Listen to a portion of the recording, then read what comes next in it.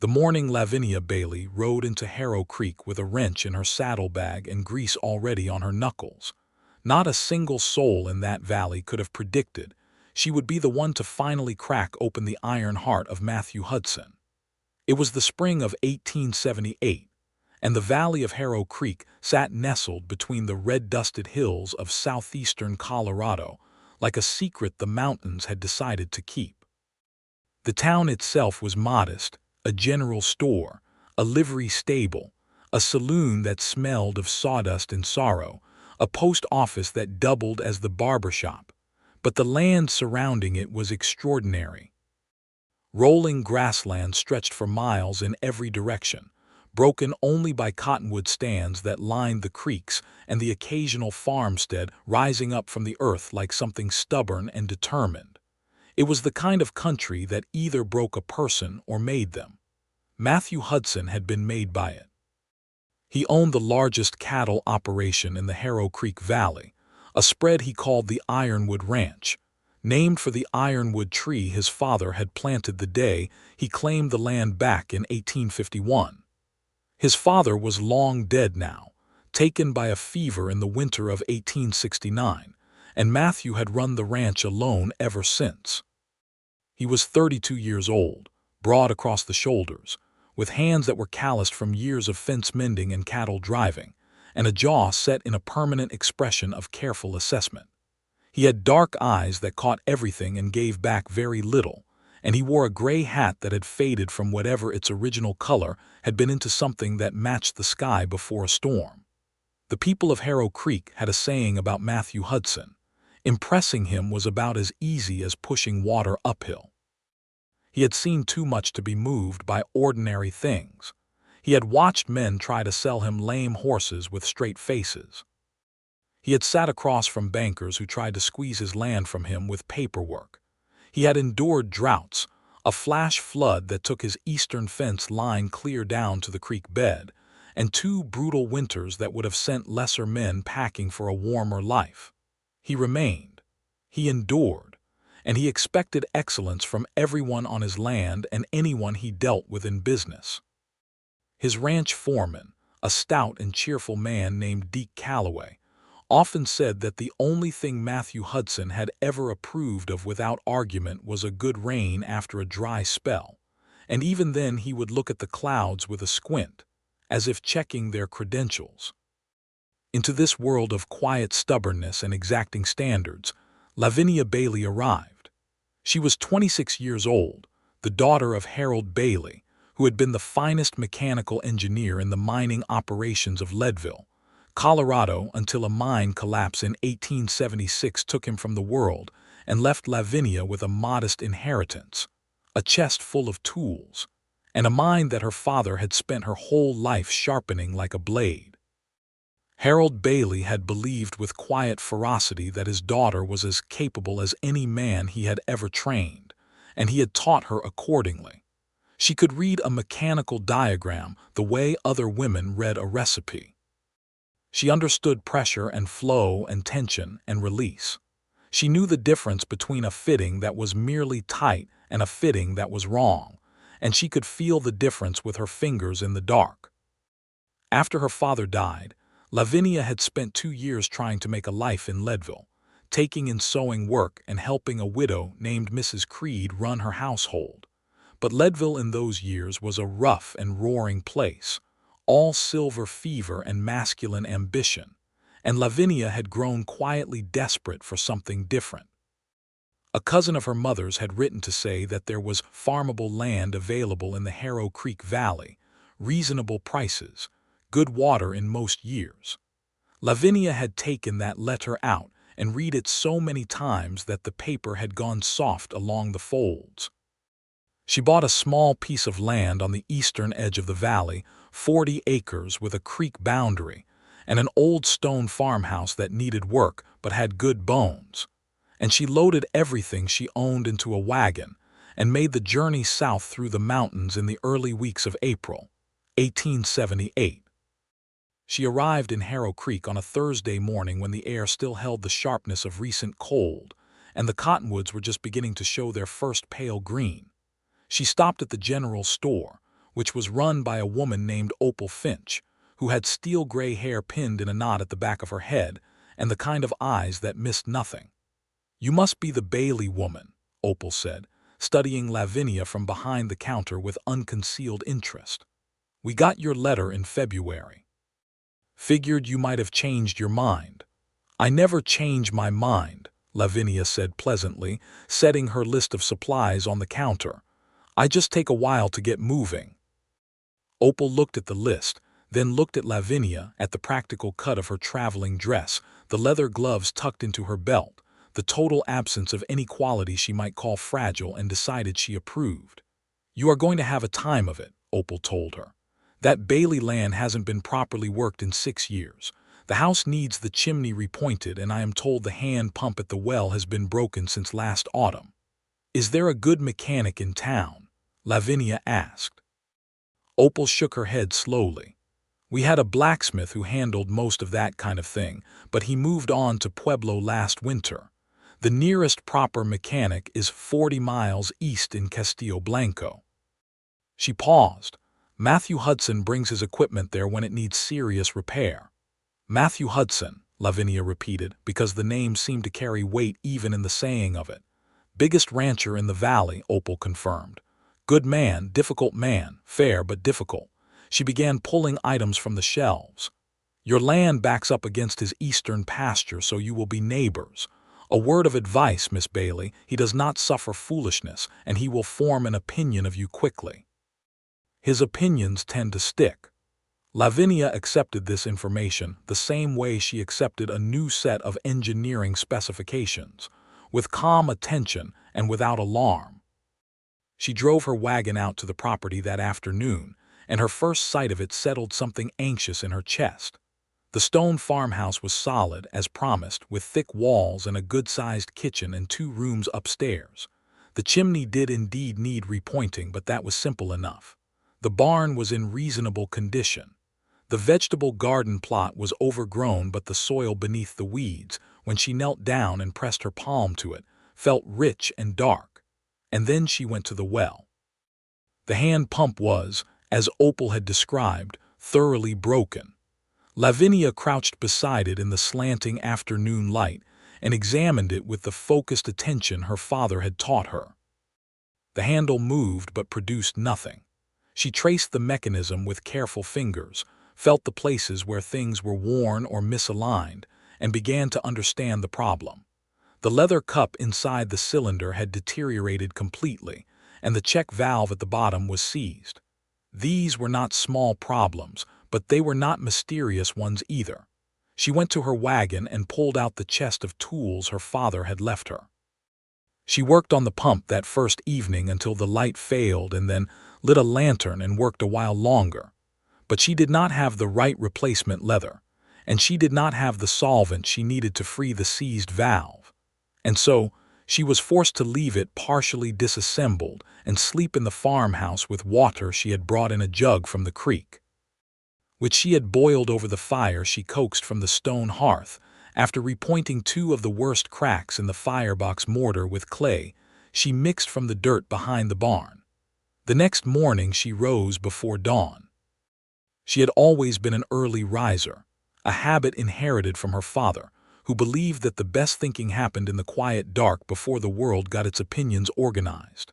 She made her coffee on the small iron stove she had brought in the wagon, and she sat at the kitchen table in the gray pre-dawn light and thought carefully about the pump.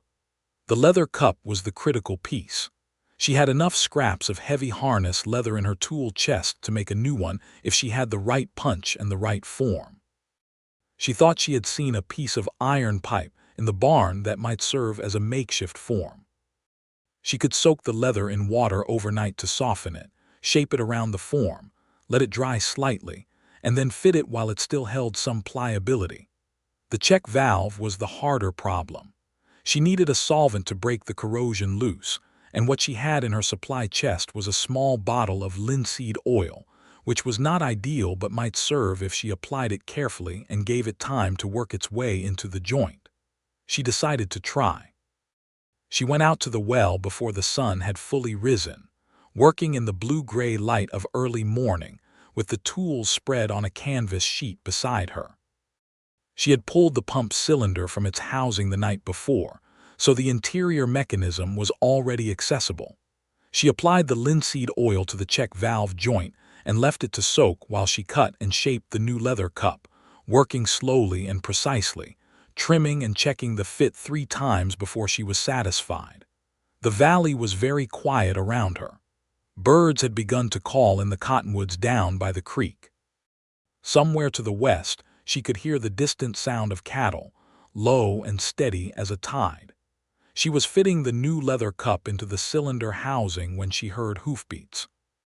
She did not look up immediately because she was at a critical point in the fitting, pressing the leather into place with the blunt end of a screwdriver, checking the seal with her thumb. Only when she was satisfied did she sit back on her heels and look toward the sound. A man had ridden up to the fence line that separated her property from the eastern pasture of Ironwood Ranch.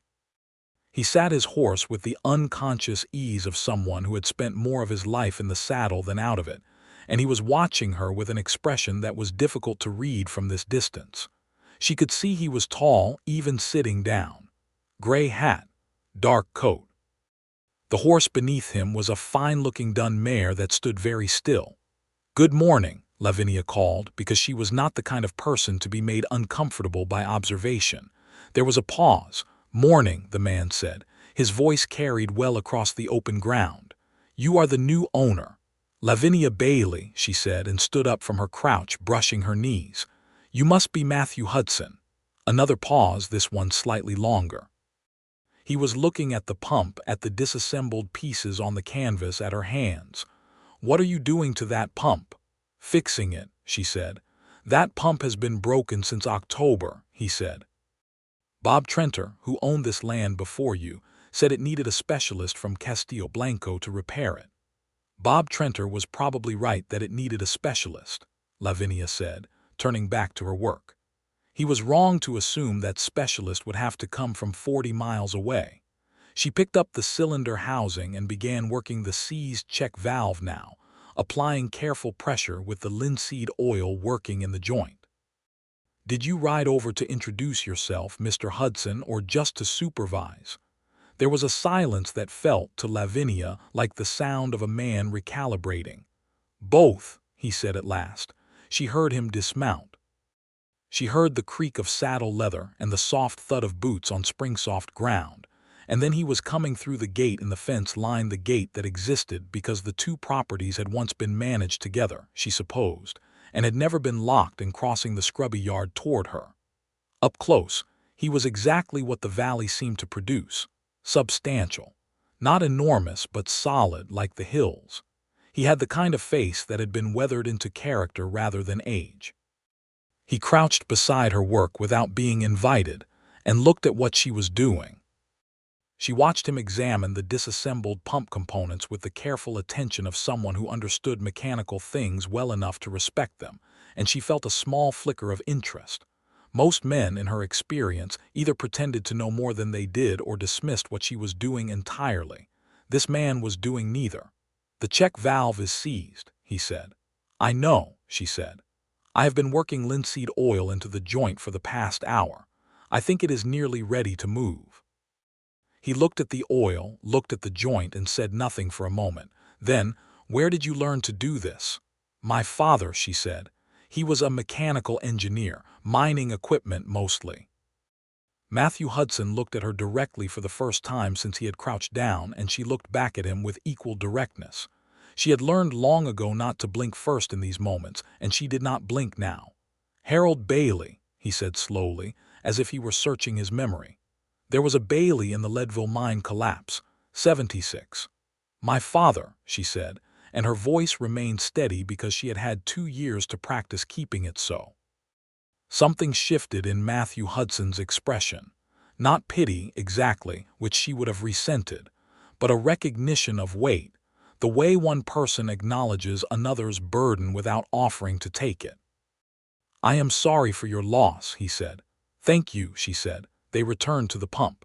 Lavinia applied a little more pressure to the check valve, working the tool with slow, steady turns.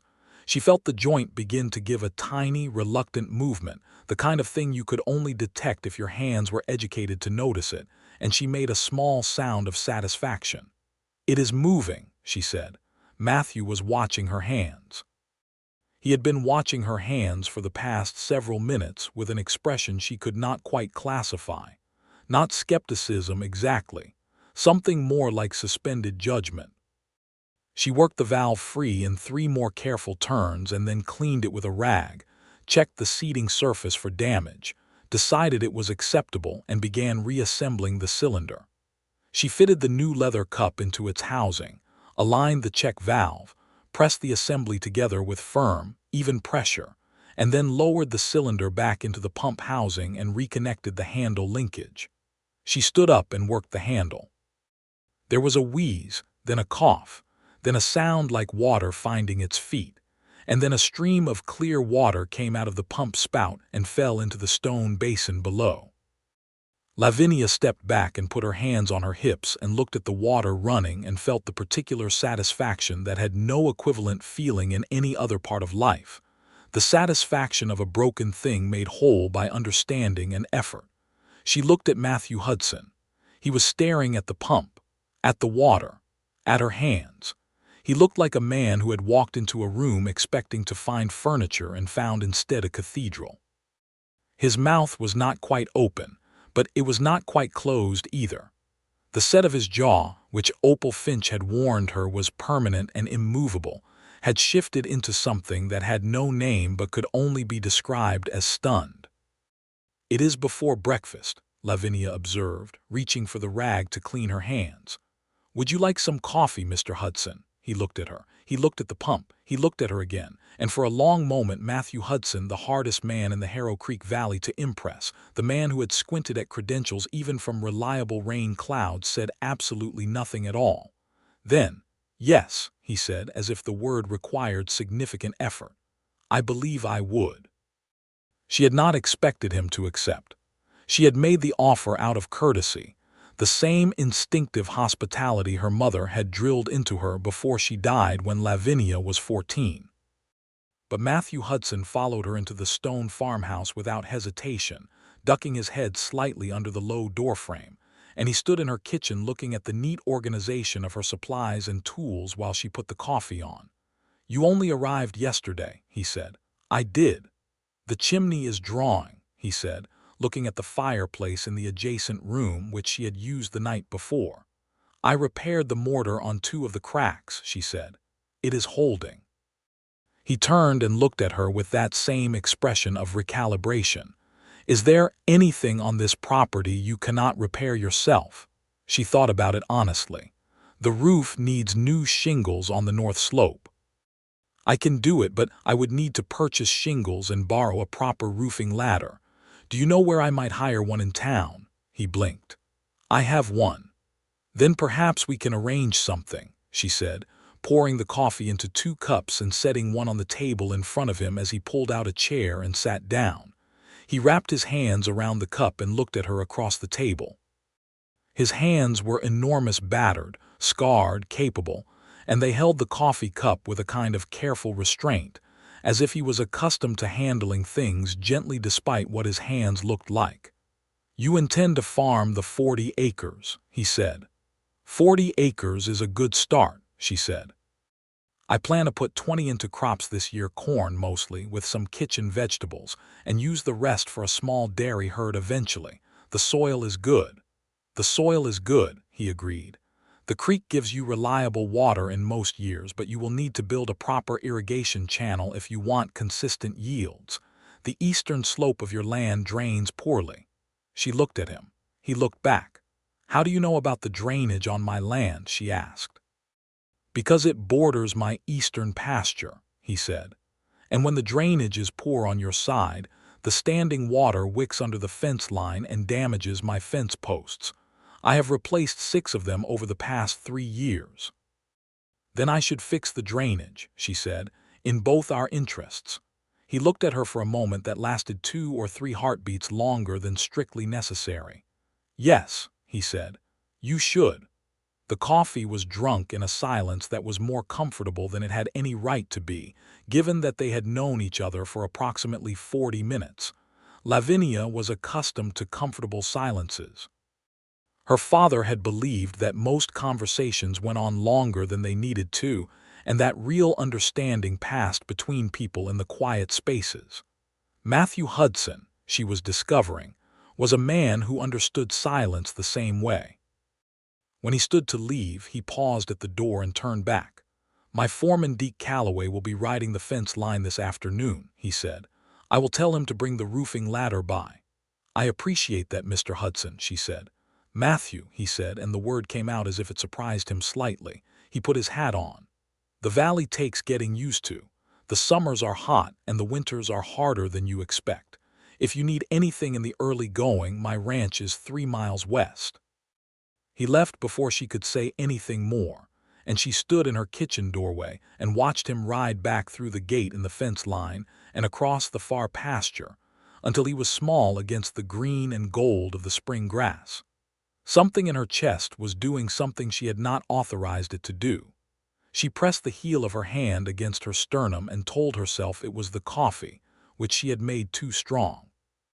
Deke Calloway arrived that afternoon as promised, a stout man of perhaps 45 with a red face and cheerful brown eyes, and a manner so relentlessly good-natured that it was impossible to feel nervous around him. He brought the roofing ladder strapped to the side of a mule and also, apparently on his own initiative, a bundle of cedar shingles.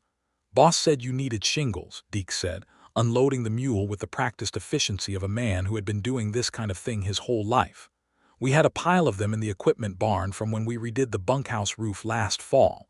He said to give them to you." "Please thank him for me," Lavinia said, looking at the shingles. "How much does he want for them?" Deke looked at her with a kind of pleased surprise. "He said to give them to you, miss, not sell them." She frowned slightly. She did not like being indebted to people. "Tell him I would like to pay for them. We can settle on a fair price." Deke scratched behind his ear. "Miss Bailey, I have worked for Matthew Hudson for 11 years, and in that time I have seen him refuse to accept so much as a Christmas cake from his neighbors without paying for the butter and the eggs. He does not give things away. So when he says to give you the shingles, that is a notable thing." Lavinia did not know what to do with that information, so she stored it carefully and said, "Would you like to stay for supper, Mr. Calloway? I am going to fry some salt pork and I have cornbread." Deke said he would like that very much, and he stayed and ate supper at her kitchen table and told her about the valley with the enthusiasm of a man who loved the place he lived. He told her about the harsh winter of 1875, which had killed cattle as far east as Kansas. He told her about the flash flood of 1872 that had rearranged the creek bed, and how Matthew had rebuilt his eastern fence line by himself in 3 days, because his hands were all occupied with moving the cattle to higher ground. He told her about the time a traveling medicine show had come through Harrow Creek and tried to sell Matthew Hudson a bottle of miracle elixir, and Matthew had read the ingredient list, identified the active component as diluted whiskey, and told the showman he could buy a better product at the saloon for 15 cents, and what was he charging for his markup? Lavinia laughed at that one, a real laugh, the kind that caught her off guard. "He sounds formidable," she said. "Formidable is about right," Deke agreed, spooning up the last of his beans. "But fair, always fair. Harder man to impress you will never find, but when he gives his respect, he does not take it back." He looked at her across the table with something approaching shyness, which sat strangely on his red, cheerful face. "I will tell you something, Miss Bailey, though you did not ask. When Matthew came back this morning from checking the eastern fence line, which he does not usually do on a Thursday, by the way, he walked into the barn where I was working and he said, 'Deke, the new neighbor fixed the well pump herself before breakfast.' And then he stood there for a while without saying anything else." Deke paused. Matthew Hudson standing in a barn saying nothing is not unusual, but the particular nothing he was saying this morning was a different kind. Lavinia looked down at her cornbread. I am sure he has seen people fix things before. He has seen people fix things, Deke confirmed. He has not often been surprised by it. She did not know what to say to that, so she changed the subject to the proper approach for cutting shingles at a ridge angle, and Deke, who was an agreeable man, let her. The weeks that followed were the hardest working weeks of Lavinia's life, which was saying something, because she had had some very hard working weeks. She rose before dawn every day and went to bed after dark every night, and between those times she did more physical labor than she would have thought her body capable of. She rettled the north slope of the roof. She repaired the barn's central beam, which had developed a worrying bow, using a technique her father had taught her for temporary support while a permanent fix was made. She turned the overgrown garden plot and planted her corn in neat, even rows. She reinforced the fence line along the creek side, where the posts had rotted at the base. Matthew Hudson rode by 3 times that first week, always along the fence line, always apparently engaged in legitimate ranching business, and each time he stopped and looked at whatever she was working on. He did not offer to help unsolicited. He did not offer advice she had not asked for. But twice he answered questions she posed to him. Once about where to source good fence post lumber at a fair price, and once about the behavior of the creek in heavy rain, whether it was likely to flood her garden plot, and both times his answers were so precise and useful that she stored them alongside her father's engineering specifications in the most reliable part of her memory. On the Friday of her 3rd week, she encountered her first real problem.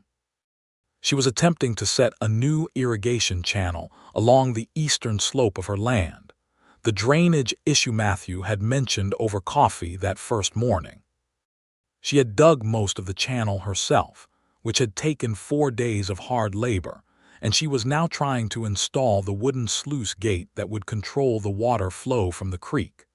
The gate needed to be set at a precise angle to function correctly, and she needed a second pair of hands to hold it in position while she drove the anchor stakes. She stood in the half-dug channel and considered her options. She could ride into town and ask Deke Calloway to come help, but Deke was probably occupied with ranch work. She could try to build a temporary jig to hold the gate. She had done similar things before, but the soil here was soft enough that a jig might not hold with the necessary stability. Or she could ask her neighbor. The thought came and went twice before she admitted it was the sensible solution. She dusted off her hands and walked the 3 miles to Ironwood Ranch. It was a larger operation than she had pictured. The main house was built of the same red stone that quarried from the hills to the north, 2 stories with a covered porch running the full length of the front, solid and unornamented in the way of a man who had built it himself and put everything into function rather than appearance. The bunkhouse and equipment barn were adjacent, and she could hear the sounds of men working, the ring of metal, and the low conversation of the ranch hands.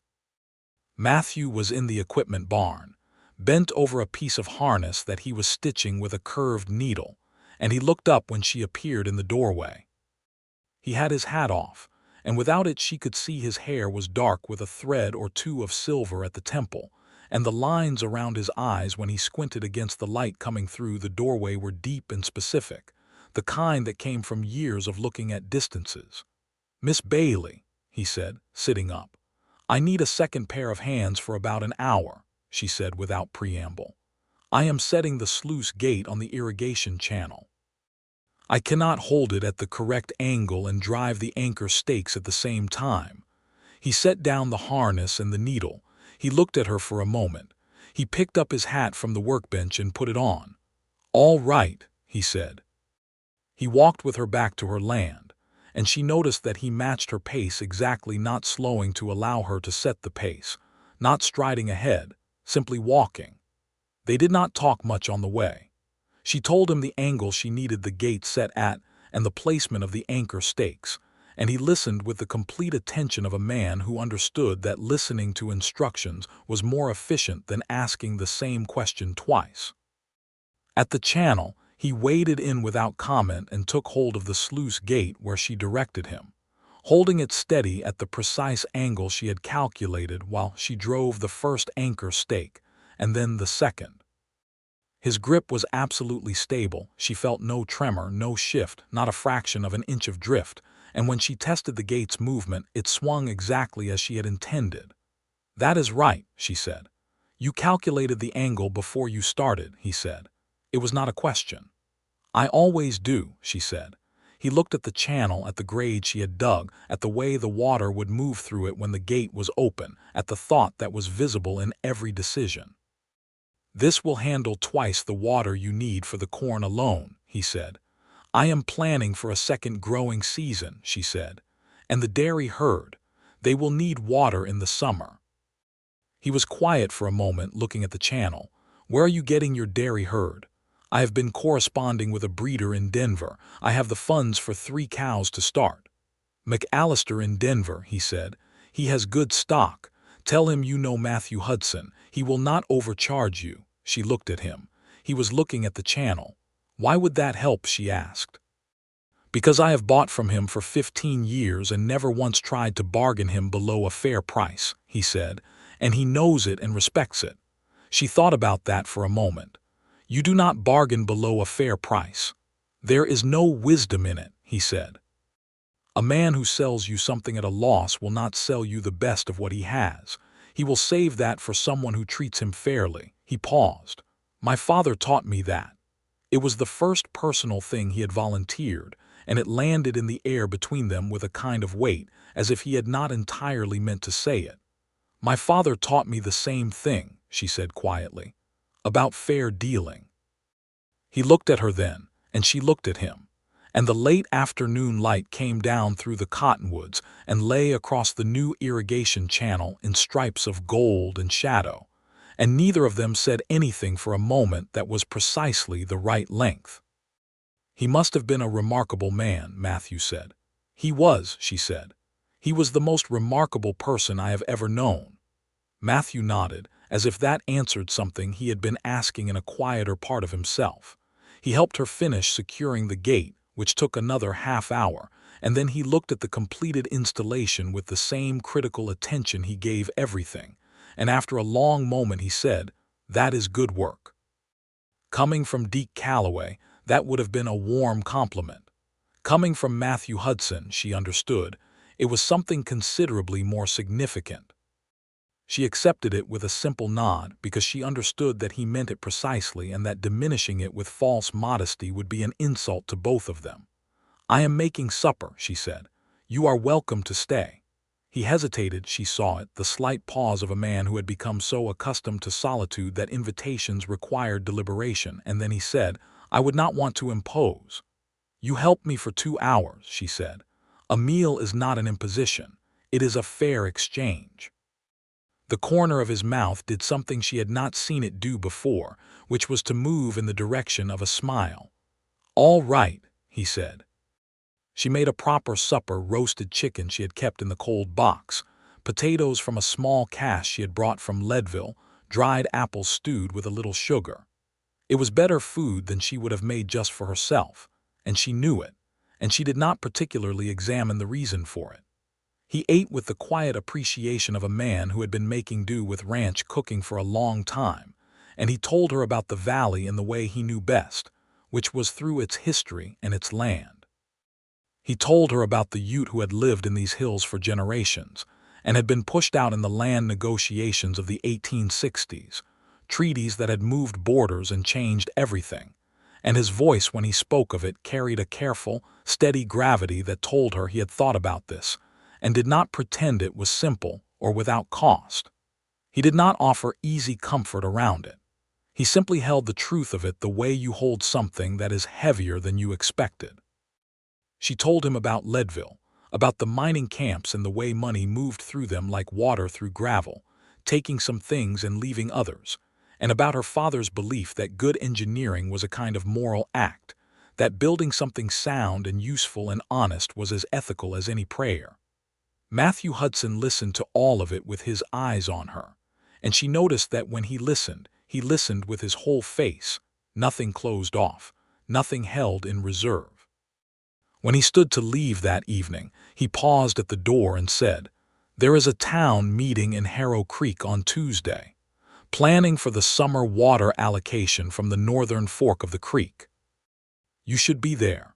Your irrigation channel changes your water rights, and you will want to make sure your allocation is registered before someone else claims it." She had not known about the meeting, or about water rights allocations, or about the fact that summer water from the northern fork was managed collectively. "Thank you for telling me," she said. "You are part of this valley now," he said, as if that were sufficient explanation. "You should know how it works." He rode home in the dark, and Lavinia stood on her porch and listened to the hoofbeats fade into the spring night, and the stars above the Harrow Creek Valley were absolutely extraordinary, close and clear and humming with silent light. She pressed her hand against her sternum again, still blaming the coffee. The town meeting on Tuesday was held in the back room of Opal Finch's General Store, which had been expanded some years ago for precisely this kind of community purpose. 12 or 13 people crowded into the space, ranch owners and farmers mostly, with Opal presiding because she was the person everyone trusted most to keep things orderly. There was a map of the valley's creek system tacked to the wall, and a hand-lettered list of existing water allocations. Lavinia arrived to find several people she had not yet met, and she made introductions with the directness that was her natural manner, shaking hands and asking about their land and their operations with genuine interest. She could feel people assessing her, the new woman alone, the odd one who had come from Leadville with a chest of tools, and she neither shrank from the assessment nor performed anything for it. She simply was herself, steadily and without apology. Matthew arrived last, or nearly last, and when he came through the door, the atmosphere in the room changed slightly, not through any dramatic gesture of authority, but through a subtle reorganization of attention, the way iron filings align when a magnet enters the room. He took a position near the back wall, hat in hand, and nodded to people he knew, which was everyone. His eyes found Lavinia immediately, and she looked back at him without making anything of it. The meeting was conducted with the kind of practical efficiency that characterized how the valley managed its shared resources. There was a dispute between two farmers over the use of a secondary channel that both their properties accessed, and it was settled with a timetable that gave each access on alternate weeks. There was a discussion of the Northern Fork flow rates and how the dry year of 1877 had affected projections going forward. And then Opal mentioned that the new property, the old Trenter land, had a new owner who had made infrastructure improvements that affected water allocation. Several heads turned to look at Lavinia. She stood up. She was not asked to, but it seemed like the clear thing to do, and she explained the irrigation channel she had built, its capacity, its design, and what water allocation she would need to operate it at the intended capacity. She drew the dimensions and angles from memory without hesitating, and she answered 3 technical questions from a gray-bearded farmer named Elias Webb with such precision that he stopped in the middle of asking the 4th question and simply nodded. There was a small silence after she sat down. From the back of the room, Matthew Hudson said, "The channel is well built. I inspected it last week. The grade and the gate angle are correct for the soil type and the creek bank elevation. Her allocation request is reasonable." Opal looked at him over the top of her spectacles, because Matthew Hudson did not often volunteer opinions at these meetings unless asked. Then she looked at Lavinia. Then she looked back at Matthew. "Noted," said Opal, with a tone that contained several things Lavinia was not quite ready to examine. The allocation was approved. After the meeting, people lingered in the small room in the way that people do when their lives are full of isolation, and they are grateful for any excuse to stand together. Someone had brought a jug of cold tea, and Opal had produced a tin of biscuits, and the room settled into the comfortable hum of community. A woman named Clara Pryor, wife of one of the smaller ranchers, a round and kind-faced woman of perhaps 50, appeared at Lavinia's elbow with 2 cups of tea and a smile that was so genuine it was almost startling. "It is wonderful to have another woman of sense in the valley," Clara said. "We have been short of them. Opal is one, of course, and Margaret Tate over on the West Road is another, but beyond that it is a deal of men who think they know everything." "Men often do," Lavinia agreed pleasantly. "Some earn the right to," Clara said, and her eyes went briefly across the room to where Matthew Hudson was talking with Elias Webb. "Some do not." She patted Lavinia's arm. "You should come to supper on Sunday. The Pryor place, 4 miles south on the main road. I make a good roast." Lavinia accepted with genuine warmth, and when she looked up, she found that Matthew was watching her from across the room with an expression that was not quite readable but was not quite closed either. She raised her teacup a fraction in a small acknowledgement. He dipped his chin in return. Clara Pryor noticed this. Clara Pryor said absolutely nothing about it, but she noticed it with every fiber of her considerable sociable awareness. Spring turned toward summer in the Harrow Creek Valley with the slow, burning magnificence that belonged entirely to the high plains of Colorado. The cottonwoods filled out into full leaf. The creek ran fast and cold with snowmelt from the mountains to the west. The corn Lavinia had planted came up in even rows, strong and green, and the first time she walked the rows in the golden light of a June morning and saw how they were coming on, she felt a pride so particular it almost hurt. Matthew Hudson came by on a Monday morning in late June, not along the fence line but directly to her front door, which was the first time he had done that. He had his hat in his hand, which she noticed because she had never seen him without it outside. "I have a proposition," he said on the porch. She wiped her hands on her apron. She had been preserving the first of the kitchen garden's yield, strawberries from a wild patch she had found by the creek, and looked at him. He was sunburned across the cheekbones in the way of a man who spent every day outdoors, and he had something in his expression that she was beginning to recognize as the look he wore when he was about to say something that cost him effort. "Come in," she said. He sat at her kitchen table, his hat on the table beside him, and he turned it in his hands once and then stopped because he noticed himself doing it and stilled his hands. "I have 4 miles of fence line on my southern boundary that needs to be rebuilt before autumn," he said. "The posts are rotted at the base and the wire is rusted past usefulness. It is a big job and my men are occupied with cattle work. I have the materials." He paused. "I could hire hands from town, but they will do it wrong and I will have to supervise every foot of it." She looked at him, waiting. "You build things correctly," he said. "You have a method. I have seen it." He looked at the table and then back at her. "I would pay you fairly for the work, not below a fair price." She understood what he was doing, and she understood why he had put it in terms of honest labor and fair payment. Because this was the language they both spoke, the language in which neither of them had to pretend the offer was something other than what it was. He was not offering her charity. He was offering her work, which was a different and altogether more respectful thing. "What is your timeline?" she asked. 6 weeks, he said. "Working 3 days a week so you are not pulled from your own operation." "That is workable," she said. "I will need to examine the route before I agree to a price." "Of course," he said. They rode the fence line the next day, all 4 miles of it, and she stopped every few hundred feet to examine the posts and the wire and the condition of the ground. She asked questions, and he answered them. She made notes in a small leather notebook her father had given her, the pages filled with a neat, compact hand that was almost mechanical in its regularity. He watched her write the notes, and his expression was the same one he always wore when he watched her work, that particular suspended quality, like a man trying to remain neutral in the presence of something that kept making neutrality difficult. They agreed on a price that was fair to both of them, and she shook his hand to seal it, and his grip was exactly what she expected. Firm, complete, precise. She started work on the fence line the following week.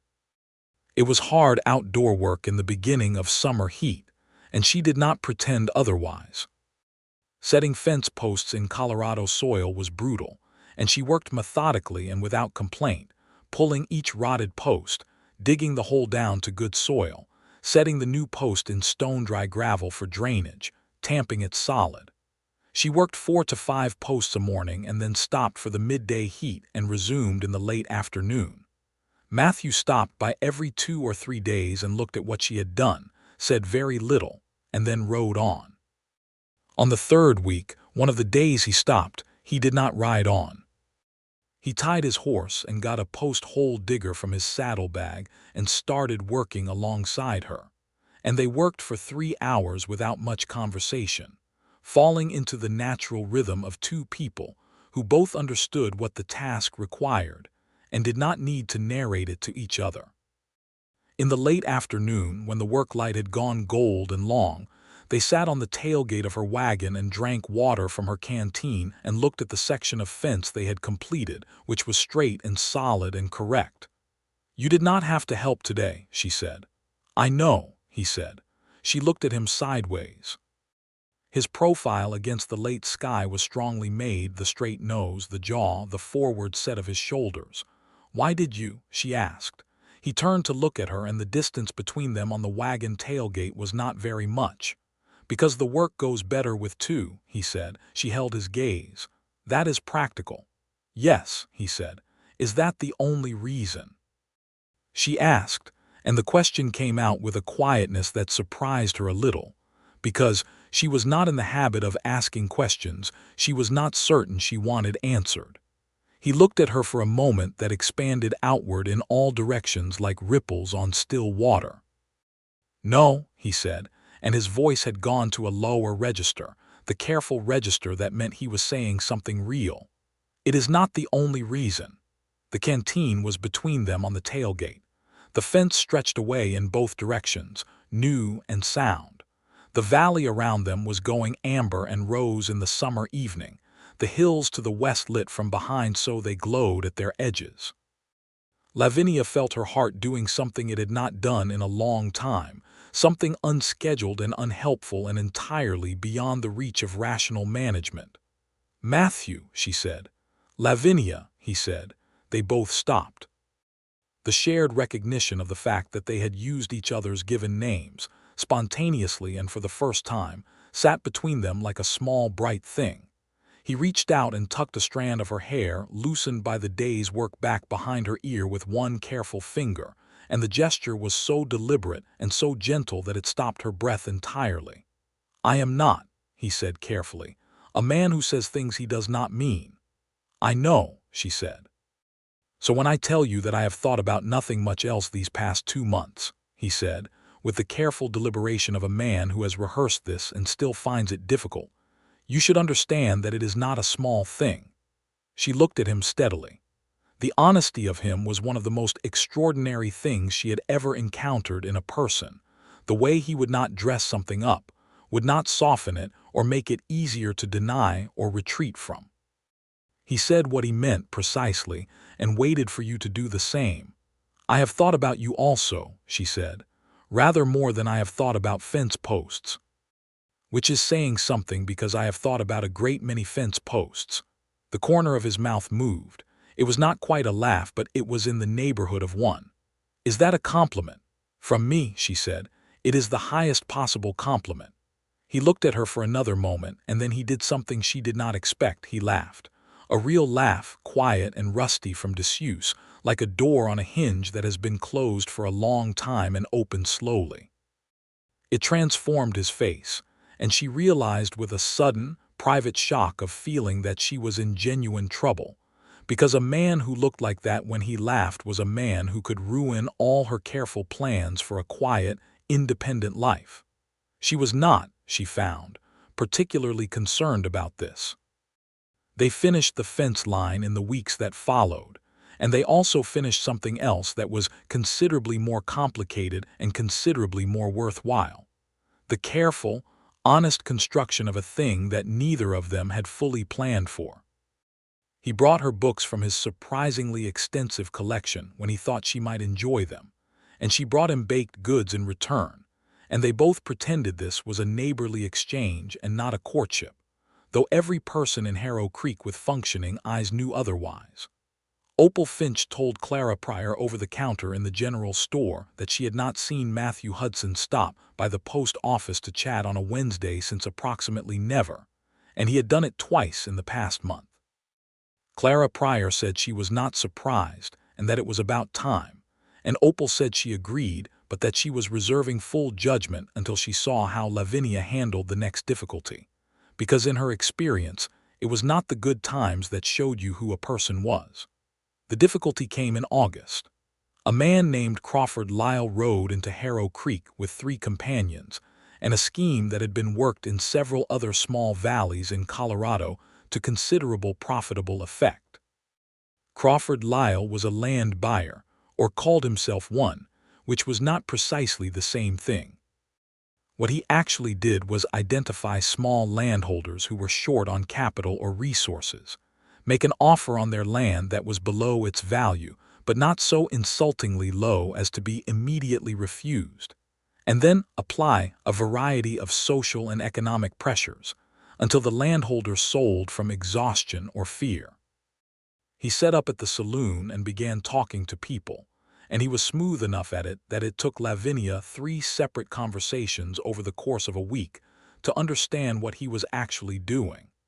He came to call on her on a Thursday morning, riding up to her farmhouse with 2 of his companions, and dismounting with an easy confidence that she disliked on sight. "Miss Bailey," he said, tipping his hat. He was a man of perhaps 45, well-dressed for the territory with a charming face that had something too smooth about it. "Crawford Lyle, Western Land and Properties Company. I represent a consortium of investors who are interested in agricultural land in this valley." "I know who you are," she said from the porch steps. "What do you want?" The smooth charm shifted slightly. He was accustomed to more preliminary hospitality. "I have an offer to make on your property," he said. "A fair market offer. What you have been making to the Webbs and the Connors and the people on the North Road is not a fair market offer," she said. "It is roughly 60% of fair market value, and you know it and they know it, but you are hoping they need the money badly enough to take it." There was a silence. One of his companions, who was large and tried to look threatening, shifted his weight. The other one, who was younger and less practiced at this, looked uncomfortable. "You seem to know a great deal about my business," Lyle said, and the charm had gone from his voice, leaving something cooler underneath. "I know numbers," she said. "And I have spoken to everyone on this road. My land is not for sale, Mr. Lyle, at any price." He looked at her for a moment with an expression she was beginning to recognize as the expression men used when they were recalculating how hard to make something for a woman who was not behaving as expected. "You are operating this property alone," he said. "That is difficult work for anyone," she said, before he could finish the sentence in a direction she would not enjoy. "Yes, it is. And I am doing it. Good morning, Mr. Lyle." He rode off, and she watched him go with the knowledge that it was not over and that he would be back or would send someone, because men like Crawford Lyle did not take a first no as a final answer. She thought for about 20 minutes about whether to tell Matthew, and then decided that this was precisely the kind of thing neighbors were for, and she saddled her horse and rode to Ironwood Ranch. She found him in the south paddock working a young horse on a lunge line, and she waited at the fence until he had finished the exercise and brought the horse in. He listened to everything she said without interrupting, and when she was done, his expression was quite still in the way that meant he was more concerned than he was going to show. "He has tried this in 4 other valleys I have heard of," Matthew said. "He bought out 5 families in the Tarryall area last year. Those who would not sell ended up with their access roads disputed or their water rights challenged in court. So he has methods," she said. "He has methods," Matthew confirmed. "But his methods require that you be isolated or frightened or both." He looked at her directly. "You are not easily frightened." "No," she agreed. "But you are operating alone," he said, and the word came out with a weight that had 2 meanings and both of them stood in the air between them. "I am," she said. He looked at her for a moment, and then he said, "I think it is time we spoke to Elias Webb and the Connors and the other landholders on that road. Lyle cannot pick off a valley full of people who are organized. I was thinking the same thing, she said. I was also thinking about the water rights. If he can challenge them in court, he needs a legal basis. Our allocations were registered at the town meeting, which was public record. I have a lawyer in Pueblo, Matthew said. A good one. I will write to him today. She looked at him, at the straightforward competence of him, the way he moved from problem to solution without drama. Thank you, she said. We protect the valley, he said simply. That is what people do who live in the same place. He organized the meeting himself, sending Deke Calloway out to every property on the north and east roads, while Lavinia rode the south road. They convened at the Pryor place on a Sunday afternoon, 12 landholders around Clara's large kitchen table and overflow onto the porch. Matthew laid out the situation without ornamentation, and Lavinia presented the legal protections they had identified, and together they worked out a strategy that involved documentation, collective legal counsel, and a clear statement of solidarity. If Lyle made legal challenges to any one property, they would all contribute to the defense cost. If he used social pressure or intimidation tactics, they would document it and present it collectively. Crawford Lyle made 2 more visits to properties in the valley, found both encounters far less favorable than expected, received a letter from a Pueblo lawyer that had Matthew Hudson's name prominently featured in it, and departed Harrow Creek 3 weeks later for whichever valley was next on his list. He will find somewhere else to do his damage, Lavinia said, when the news came through that he had gone. Yes, Matthew agreed. They were sitting on her porch in the September evening, which had the first cool edge of autumn in it. That is the truth of it. Should we warn the next valley? He looked at her. Do you know which one it might be? Not specifically, she said, but the pattern is documented now.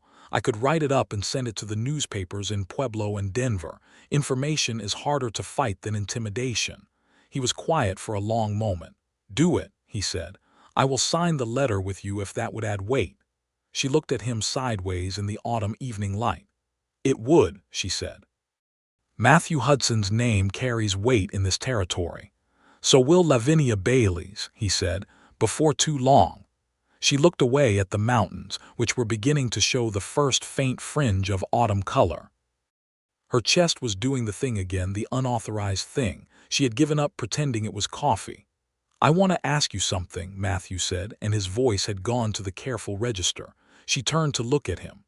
I am not, he said, a man who is easy to know. I am aware of that. I have been told that I am difficult and that I expect too much and that I am not warm enough to spend time with comfortably. He paused. Some of that is true. Some of it is, she agreed, because she would not insult him with a dishonest denial. Something flickered in his eyes. She thought it might be the fact that she had not rushed to deny it that he was responding to. But you have spent time with me regardless, he said. I have, she said. Why? He asked, and the question was genuine, not rhetorical. He actually wanted to know. She thought about it with the care she gave everything. Because the rest of it is also true, she said. The other half. The part where you say what you mean, and you do what you say, and you treat people the way they deserve to be treated, and you know things without making them a performance, and when you laugh it sounds like it took you by surprise. She looked at him steadily. That is worth the rest of it, more than worth. He was very still. Lavinia, he said, and her name in his voice had a quality it did not have when anyone else said it, a weight and a warmth that she felt in her sternum like a struck bell. Yes, she said. I would like to court you, he said, properly, with the intention of asking you to marry me when you are ready to hear that question and I have given you sufficient reason to answer it favorably. He stopped. I realize that is a very direct thing to say. I prefer direct things, she said, and her voice was steadier than she felt. I know, he said. That is part of why I said it that way. She looked at him for a long moment in the September evening, with the mountains behind him and the valley spreading out around them, and the creek murmuring somewhere below the cottonwoods.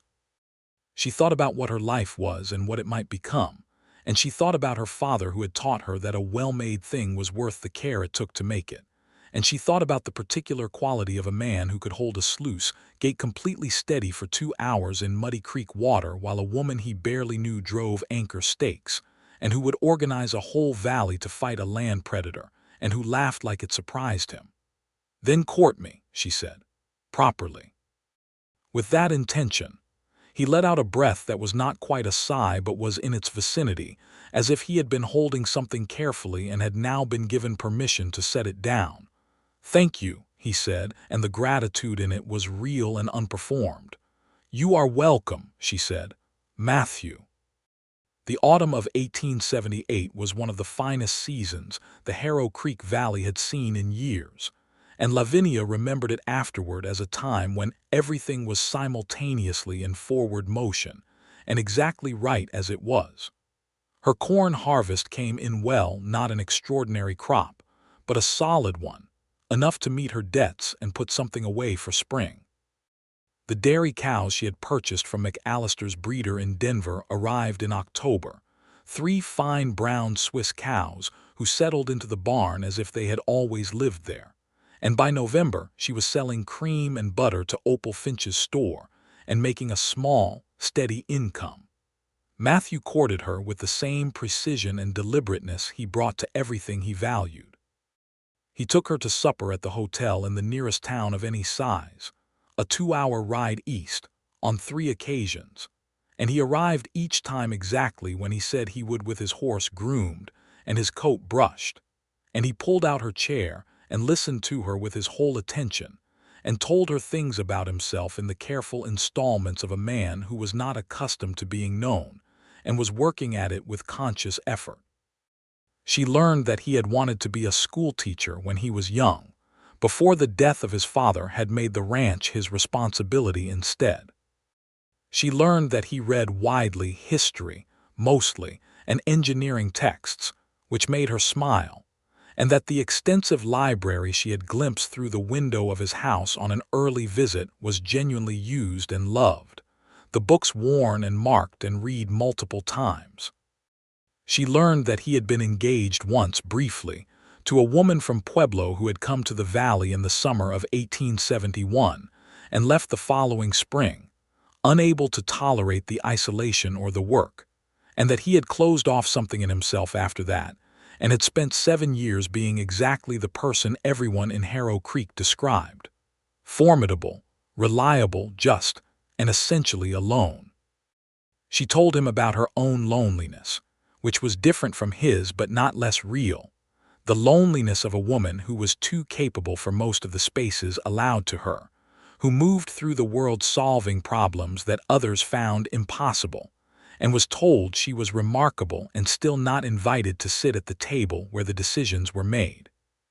She told him about the conversations she had had with her father in the mine offices. The two of them bent over diagrams while the engineers around them talked about things that were less precise and less well considered than what Harold Bailey and his daughter had already worked out between them. She told him about the way she had learned to store her intelligence somewhere people would not find it alarming, and how exhausting that had become, and how she had come to Harrow Creek partly because she was tired of it and wanted to live somewhere she could just be what she was without managing anyone's expectations. He listened to all of it without interruption. When she finished, he said, "You will not have to do that here." "I know," she said. "I have not." He looked at her with something in his eyes that she had learned to read as the clearest form of feeling he was capable of showing, which was a steady, deep, uncomplicated regard, the kind that had nothing to prove and nothing to hide. "No," he said, "you have not." He asked her in November. Not with any ceremony or dramatic arrangement. It was after supper at her kitchen table, the fire in the hearth and the November cold pressed against the windows, and they had been talking about the spring planting schedule and the possibility of expanding her dairy operation, and there was a pause in the conversation that was comfortable and warm, and he reached across the table and put his hand over hers. She looked at his hand and then at his face. "I believe," he said carefully, "that I have given you sufficient reason." She felt the laugh rise in her before she could stop it, warm and unguarded. "You have," she said. "You absolutely have." Then will you, he started. Yes, she said. He stopped. I did not finish the question. I know what the question is, she said. Yes. Something happened to his face that she had never seen happen to it before, and she hoped she would see it many more times. It was not the private, surprised laugh, though that was also there. It was something more fundamental than that, a loosening, a release, the expression of a man who had been holding himself in careful readiness for difficulty and had just been told that the difficulty was not coming, that the thing he wanted was actually going to happen. Yes, he said, as if tasting the word. Yes, she confirmed. Now I would like you to come look at the drainage report I wrote up for the spring improvements because I want your opinion on the eastern slope calculations before I finalize them. He stared at her. She stared back. Then he laughed again, the real laugh, the rusty hinge one, and he reached across the table and took her hand properly and held it. Lavinia Bailey, he said, you are the most extraordinary person I have ever met. I know, she said serenely. Now, the drainage calculations. They were married in December of 1878, in the small church that Harrow Creek had built the previous year, on a day of clear cold and bright winter sun that laid itself across the red hills like something deliberate. Opal Finch and Clara Pryor both cried, which they would both have denied if challenged. Deke Calloway stood up with Matthew, and Lavinia had written to a friend from Leadville, a woman named Nell Prater who had worked alongside her father, and Nell made the 2-day journey by coach to stand beside her. The ceremony was performed by a minister named Reverend Cole, who had been conducting services in Harrow Creek for 4 years, and who knew Matthew Hudson well enough to understand that when Matthew took Lavinia's hands in both of his at the altar, the slight movement of his jaw and the intensity of his attention were the equivalent of a more expressive man weeping openly. Lavinia wore a dress that Opal had helped her make from deep blue wool, not white, because she was a practical woman who knew she would wear the dress again, and she wore her hair up with 2 small pins that had been her mother's, which was the only sentimental concession she made to the occasion. She was calm and clear-eyed standing at the altar, and she said her vows in a steady voice because she meant every word precisely and saw no reason to be frightened of precision. When Reverend Cole pronounced them married, and Matthew kissed her carefully, deliberately, his hands at her face, the entire assembled congregation of Harrow Creek made a collective sound that was something between approval and relief. They moved her things to Ironwood Ranch in the week after Christmas. Matthew had prepared for this with characteristic thoroughness. He had cleared 2 rooms for her use as a workroom and a private space, had built additional shelving for her tool chest and her father's engineering texts, and had, she discovered, quietly and without mentioning it, ordered a new workbench from a carpenter in Pueblo that was built to her height rather than his. She stood in front of the new workbench with her hands on the surface and something in her throat that she needed a moment to manage. It is the right height, he said from the doorway. It is exactly the right height, she said without turning around. There was a pause. Good, he said. She turned. He was leaning in the doorway with his arms crossed and his hat pushed back, and he was watching her with that expression that she had come to understand was his version of a smile when he was too moved to actually smile. And she crossed the room and put her arms around him and pressed her face against his shoulder, and he put his arms around her and held her with the complete steady firmness of a man who was very glad to have someone to hold. I should have done this months ago, he said, into her hair. Yes, she agreed, muffled against his coat.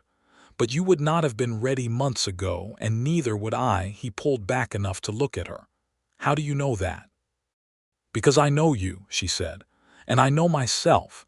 We needed time to build the foundation first. He looked at her for a moment.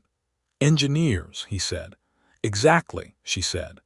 The winter of 1878 into 1879 was cold but manageable, nothing like the brutal season of 1875 that Deke Calloway had described with such dramatic detail. They settled into the rhythms of shared life with the same methodical care they brought to everything. 2 people who were accustomed to competence, and who found that competence in a partner was the most attractive quality imaginable. Lavinia took over the management of Ironwood Ranch's equipment maintenance, which had previously been a chronic headache. Things broke at inconvenient times, and the fixes were expensive and slow because they required the 40-mile trip to Castillo Blanco. With Lavinia on the property, things that broke got fixed quickly and correctly, and the ripple effect of this on the operation's efficiency was considerable. Matthew watched this happen with an expression that Deke Calloway privately described as a man who had found something he did not know he was looking for.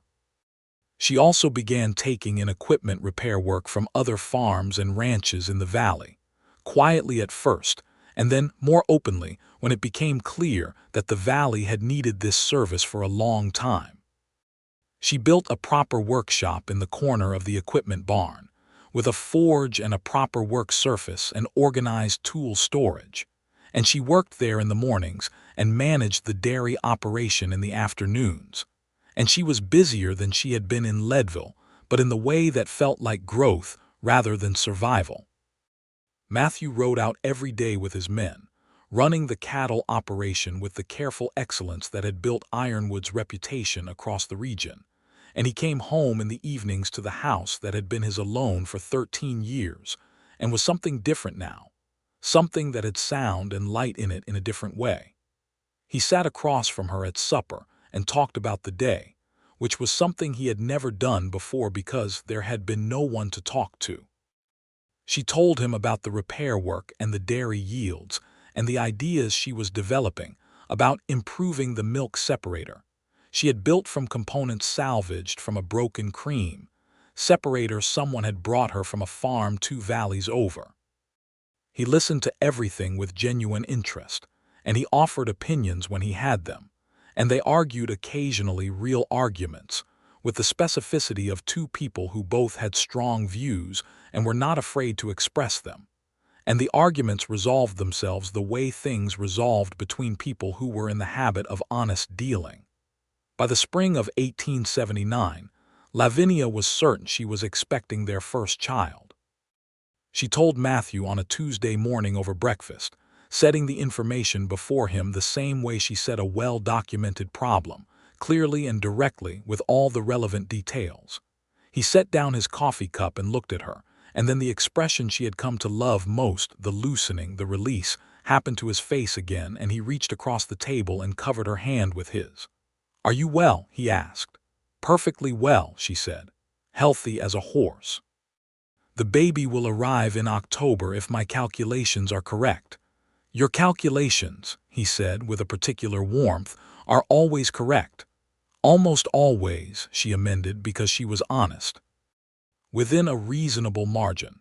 He stood up from the table and came around to her side and crouched beside her chair so they were eye to eye, and he took her face in his hands with the infinite care he brought to things that mattered to him, and he kissed her forehead and then her mouth, and she felt the warmth of him all through her.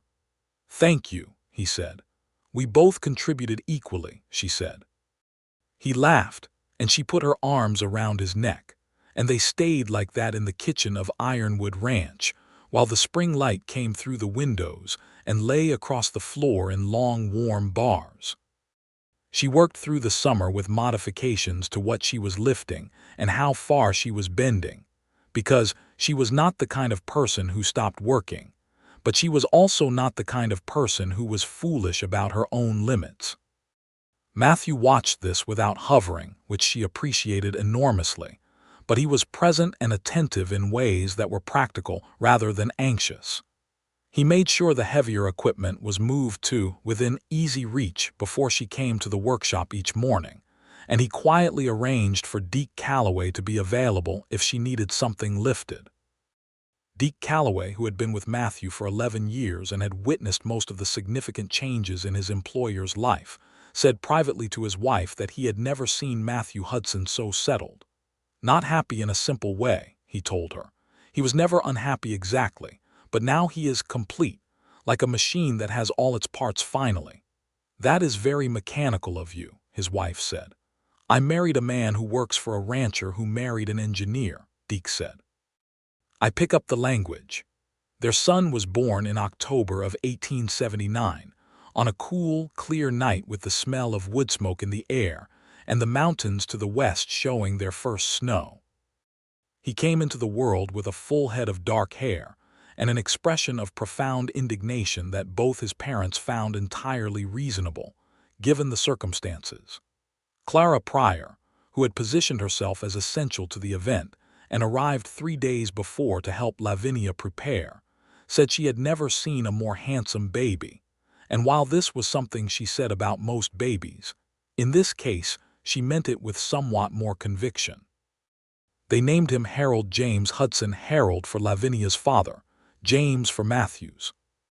Matthew held his son for the first time in the rocking chair by the bedroom window, the baby wrapped in a cream wool blanket that Clara had made, and he held him with the same contained, complete attention he brought to everything, nothing casual, nothing performative, simply the total engagement of a man in the presence of something that mattered enormously. Lavinia watched him from the bed, tired and warm and impossibly glad, and she thought about her father and about all the things he had taught her, and about the fact that the skills and the habits and the precise, careful love he had given her had led her, through a series of movements as logical as any mechanical sequence, to exactly this. Harold James Hudson was a good baby, which was fortunate because Lavinia had too much work to do to manage a difficult one. He was calm and watchful in the way of babies who are going to be thoughtful people, and he observed everything with enormous dark eyes that were, as far as anyone could tell, going to be his father's eyes in his face. The seasons of 1880 and 1881 built on each other with the compounding richness of a well-maintained operation growing toward its full capacity. Lavinia's repair business became a recognized institution in the Harrow Creek Valley. Farmers and ranchers from 5 miles in every direction brought her their broken equipment, and she fixed it with a fairness in pricing that became as much a part of her reputation as her skill. She expanded the workshop twice. She hired a young man named Thomas Reyes, who was 17 and clever, and had a mechanical aptitude that reminded her of herself at that age, and she taught him with the patience and rigor her father had brought to teaching her, making him understand not just what to do but why. Thomas Reyes became, over the next several years, one of the finest mechanical repair men in the region, and he always said clearly and without embarrassment that he had learned everything from Lavinia Hudson, and that she had been the best teacher he ever had. Matthew's cattle operation continued to grow, though he grew it slowly and soundly, never over-leveraging, always maintaining the quality of his stock and the integrity of his relationships with buyers and suppliers. His reputation in the territory was what it had always been, the standard against which other operations were quietly measured. But there was something more expansive about Ironwood Ranch now, something more alive. The men who worked there noticed it. The neighbors noticed it. Even the land seemed to notice it. Or perhaps it was simply that two people who both understood the land were paying it the careful attention it deserved. In the spring of 1882, Lavinia told Matthew she was expecting again. October again, he said, with a warmth in his voice that made the question into something more than a question. November this time, she said. My calculations indicate the 3rd week. He came around the table again, as he had 3 years ago, and crouched beside her chair. He was the same age as when she had met him, but he looked different, not older exactly, but more completely himself, as if the years of being known had done something good to him. "Are you happy?" he asked. She looked at him with everything she felt showing plainly in her face because she had stopped managing what her face did around him some time ago. "I am," she said. "I am very happy, Matthew." He put his forehead briefly against hers. "So am I," he said, "more than I know how to say." "Then do not say it," she said. "Just stay." "I am not going anywhere," he said, "ever." Their second child was a girl, born in the 3rd week of November as calculated, and she came into the world with her mother's tenacity and her father's dark eyes and an immediate, determined appetite for everything, which struck both her parents as entirely appropriate. They named her Elspeth Caroline Hudson Elspeth because Lavinia had loved the sound of it since childhood, Caroline for Matthew's mother. Harold, who was 3 and very serious about his role as older brother, inspected his sister with the analytical attention of a small scientist and announced that she was acceptable. Matthew, who overheard this, had to leave the room to manage his expression. The years that followed were the years that people in Harrow Creek talked about when they talked about the Hudsons, which they did often and with a particular warmth.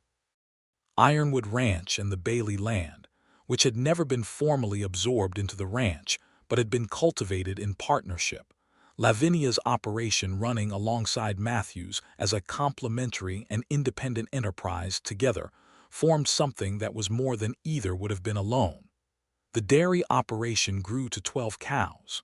The repair workshop took on 2 more apprentices after Thomas Ray's. The corn acreage doubled and then doubled again. Harold grew up in the workshop and in the saddle with equal comfort, developing his mother's precision and his father's patience.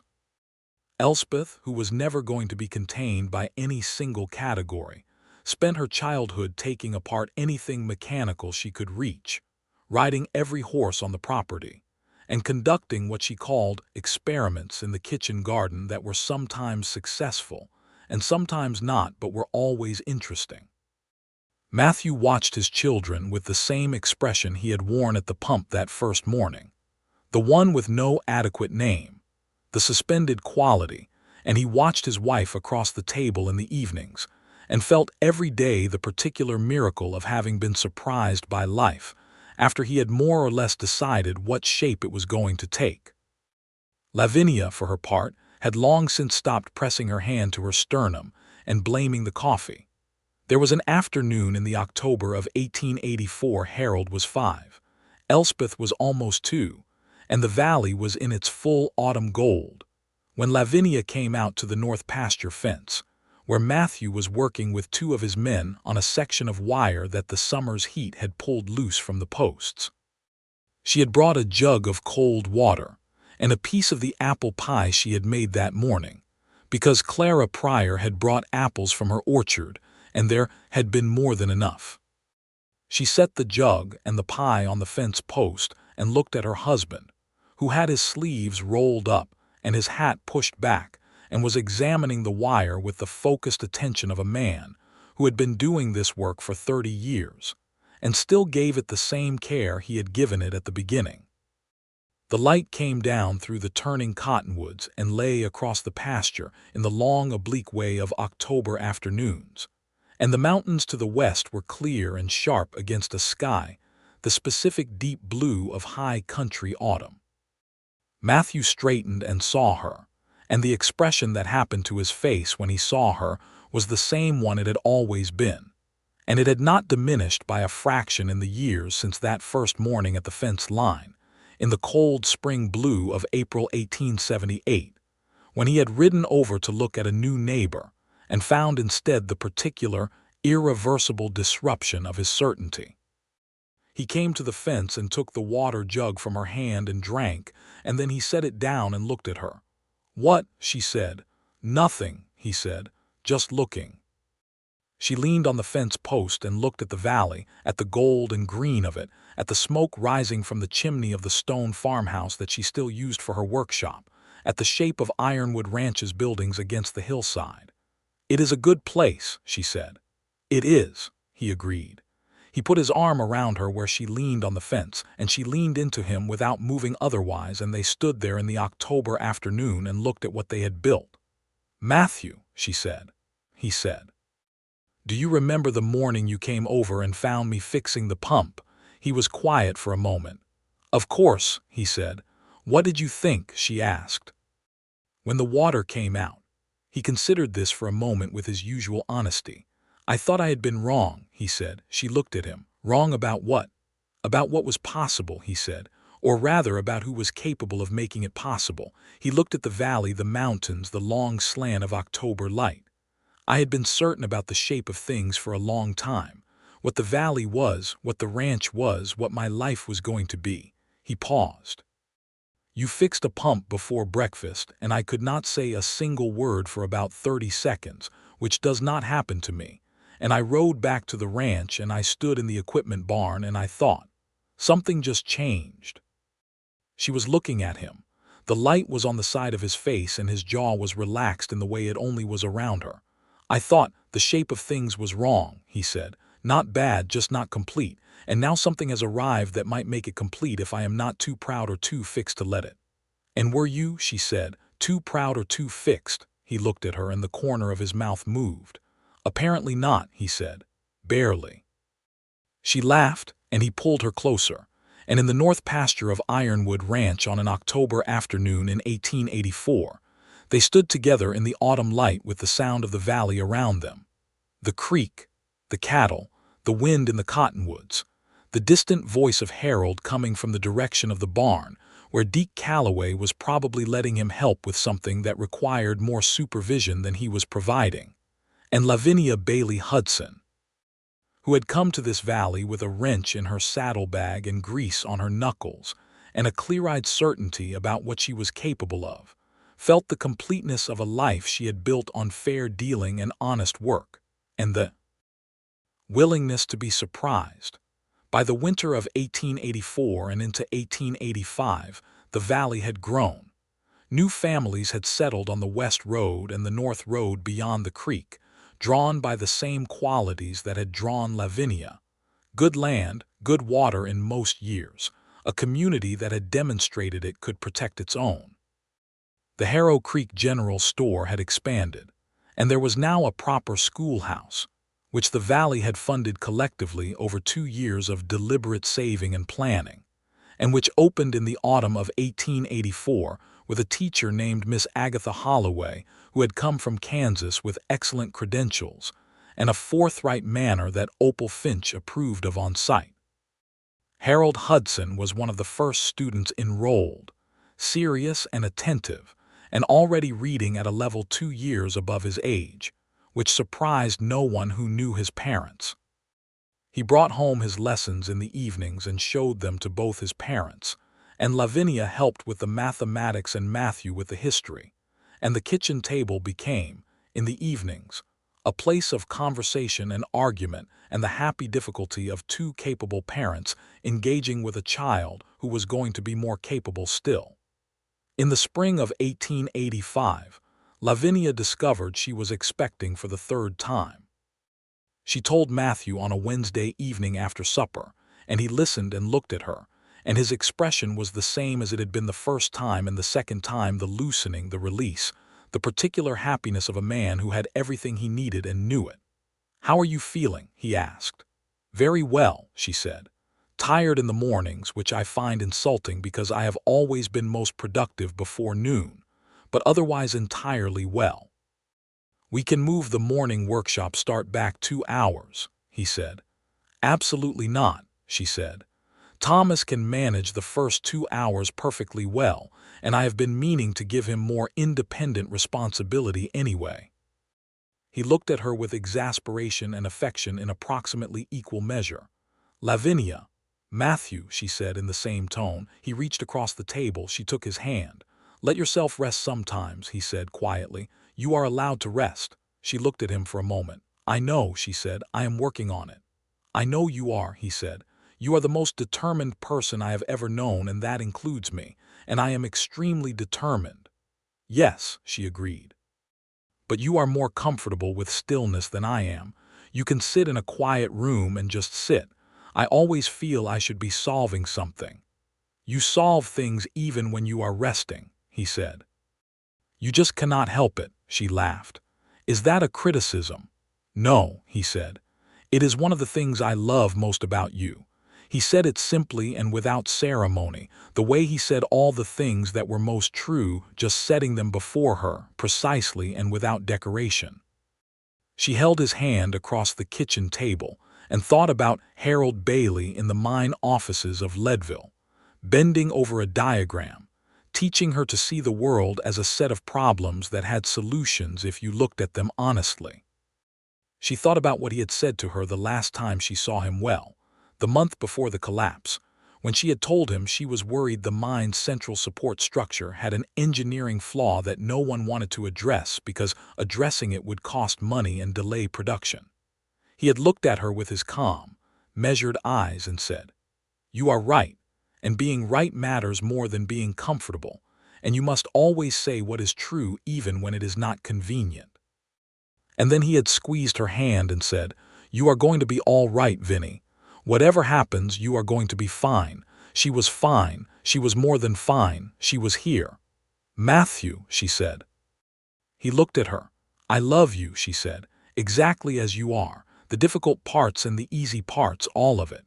He was quiet for a moment, and she watched the thing that always happened to his face when she said things like this, the small, private undoing of the reserve he had been built with, the way the man behind the capability came briefly to the surface. "I love you," he said. "I have loved you since before I knew what to call it. Since you were crouching in the mud fixing a pump before anyone else in the valley was awake and you told me to either help or stop supervising." She smiled. "You did not help. You just stared." "I was incapacitated," he said with great dignity. She laughed, and he laughed with her. And Elspeth, who had escaped from her bed for the second time that evening, appeared in the doorway in her nightgown with her dark eyes enormous and her expression calculating, and said, "Are you two laughing?" in a tone that suggested she felt strongly she should be included in whatever was causing it. Matthew opened his arms and she ran into them, and Harold appeared behind her a moment later because wherever Elspeth went Harold felt a constitutional obligation to follow and observe. And he stood in the doorway with his hands in his pockets and looked at his parents with the assessment of a 5-year-old who was going to be a serious person and knew it. "Everyone is supposed to be in bed," Matthew said in his best reasonable voice. "We heard laughing," Elspeth said, entirely untroubled by this. "There was laughing," Lavinia confirmed. "Now there will be bed, come on." She took Harold's hand and Matthew kept Elspeth in his arms, and they took the children up the stairs of Ironwood Ranch House to their rooms, which were warm from the stove heat rising through the house, and they tucked them in and said good night. And Harold said good night, Mother, good night, Father, with a precision that made Lavinia want to smile until her face broke, and Elspeth said, "Tomorrow I want to see the calves again," which was not good night but was very Elspeth. "Tomorrow," Matthew told her, "if you sleep now. And if not," she said. "Then the calves will have to wait," he said. She considered this with the analytical approach she brought to everything. "All right," she decided, and closed her eyes with the decisive air of a child who has made a rational calculation. In the hallway outside the children's rooms, Matthew and Lavinia stood for a moment in the lamplight, and he looked at her with the expression she had been cataloging for 6 years and had still not found adequate language for, because adequate language for it did not exist in any vocabulary she had encountered. "Third child," he said quietly. "Third," she confirmed. "The ranch is going to be crowded," he said. "The ranch is enormous," she said. "There is room for 50 children. Let us perhaps not aim for 50, he said. She smiled.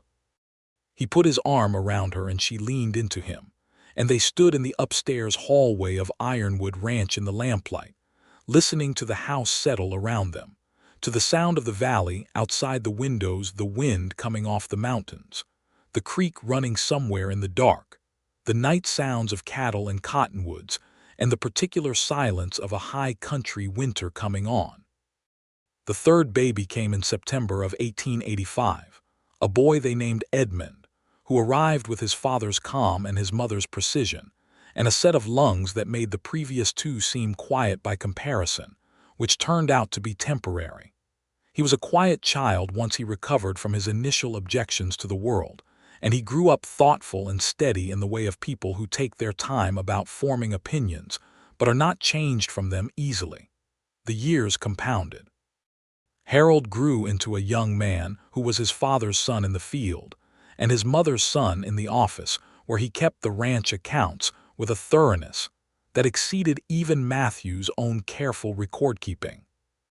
Elspeth grew into herself with the unstoppable energy of a force of nature, mastering every horse on the property, becoming the best shot in the valley, a fact that made Matthew quietly proud and somewhat nervously watchful, and beginning to show an aptitude for medicine that she had perhaps inherited from her mother's systematic approach to problem-solving, applied to the body rather than to machinery.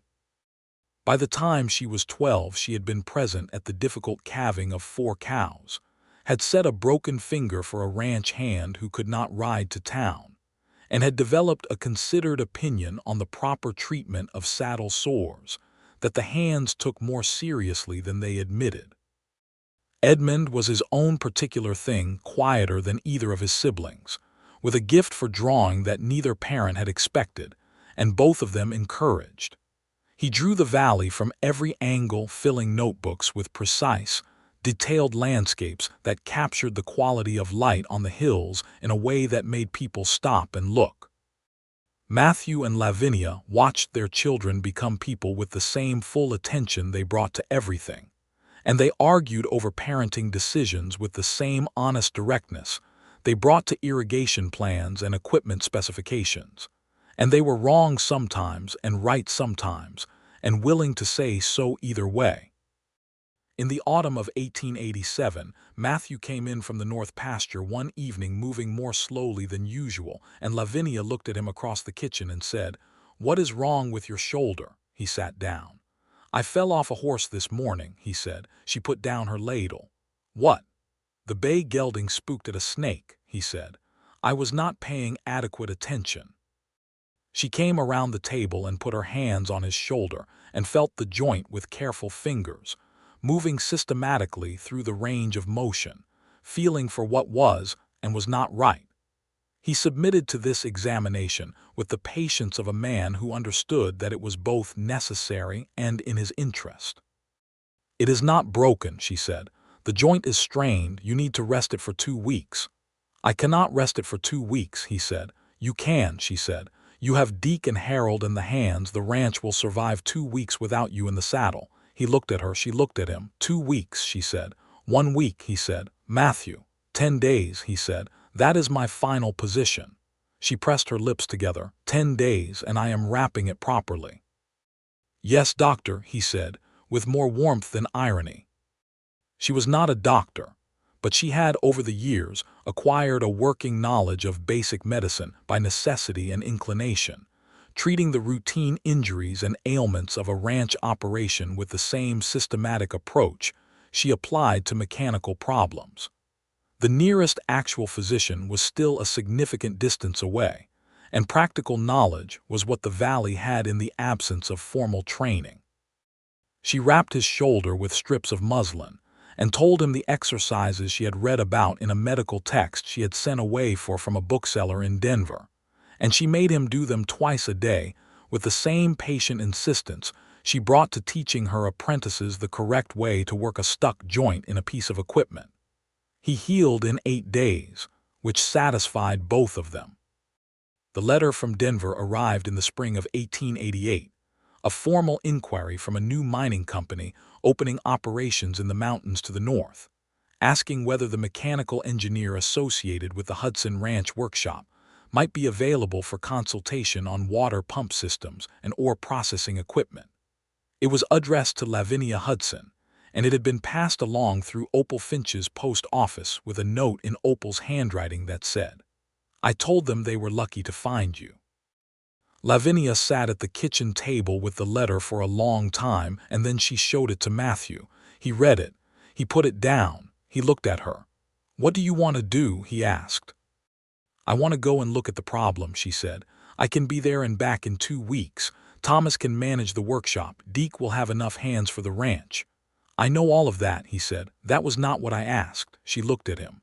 "I want to go," she said. "I want to see if I can solve it." "Then go," he said. "Of course." She looked at him for a moment. "You are certain?" "Lavinia," he said, with the particular tone that meant he was about to say something important.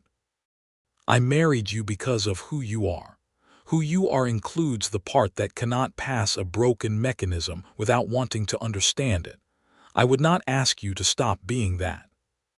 She felt the warmth of him all through her, even across the kitchen table, "Harold can manage the children," she said.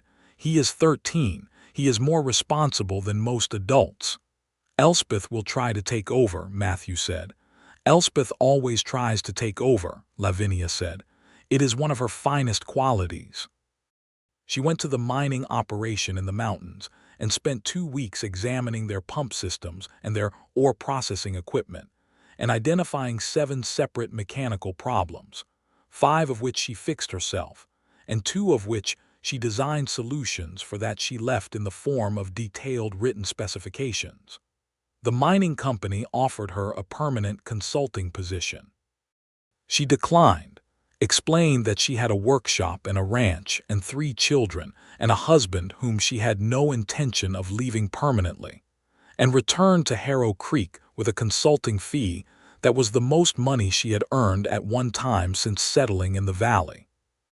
She arrived home to find the kitchen full of the smell of something Elspeth had apparently cooked, which was ambitious in conception if not entirely successful in execution, and Harold seated at the table with his account books, and Edmund drawing something complicated and detailed in his notebook, and Matthew coming in from the yard when he heard her wagon, and everything was exactly as it always was, and she had never been so glad to see anything. He helped her down from the wagon and kept hold of her hands for a moment. "How was it?" he said. "Interesting," she said. "Complicated. I solved most of it." "I would have expected nothing less," he said. "I missed you," she said. "All of you." Every day. He looked at her with the expression that had no name. "We missed you also," he said. "Every day."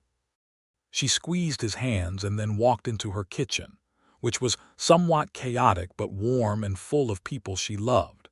And she sat down at the table where Harold showed her the accounts and Edmund showed her his drawings, and Elspeth explained at length the improvements she had made to the supper recipe. And Matthew leaned in the doorway and watched all of it with the expression of a man who had been made by the valley, and then completed by the person who had arrived in it one April morning with a wrench in her saddlebag. In the years that followed, Harrow Creek grew and the valley grew with it. More families settled. The school expanded to 2 rooms and Miss Holloway hired an assistant. A proper doctor came, a young man named Dr. Neville Park, who set up a small practice above the general store, which had expanded again. The road to the east was improved, and the journey to the nearest large town shortened from a full day to half one. The world was moving in the direction of electricity and telephones, and all manner of things that were still years away from reaching a place like Harrow Creek. But in the way that all change begins at the periphery and moves inward, the future was perceptible on the edges of the present. Matthew Hudson was 42 in 1888, and he rode his land with the same economy of movement he had always had, and he knew every foot of it with the intimacy of a man who had spent 30 years paying attention. But the land had changed in the 10 years since Lavinia had come to it. The irrigation channels she had designed had altered the water distribution in ways that benefited not just her original 40 acres, but the whole eastern slope of the valley. The drainage improvements had strengthened the fence line between the 2 properties, which over time had become more of a concept than a true division, the gate in it standing perpetually open as a matter of habit and convenience. The Ironwood Ranch and the Bailey property had grown together the way 2 trees planted near enough to each other eventually grow. Not merged, but inseparable, each supporting the other's growth, the root systems long since intertwined in the dark below the surface where no one can see the workings.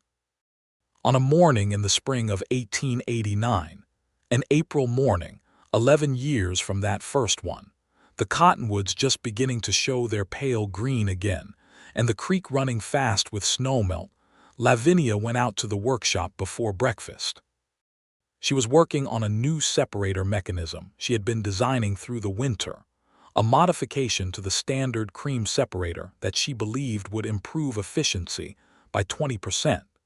She had been turning the design over in her mind through the long winter evenings by the fire, making small adjustments, testing different configurations in her imagination with the same rigor she applied to physical tests. She was at the workbench shaping a small piece of brass when she heard footsteps on the workshop floor behind her, and she looked back over her shoulder to find Matthew standing in the doorway with 2 cups of coffee, his hair still carrying the impression of sleep, wearing no hat for once.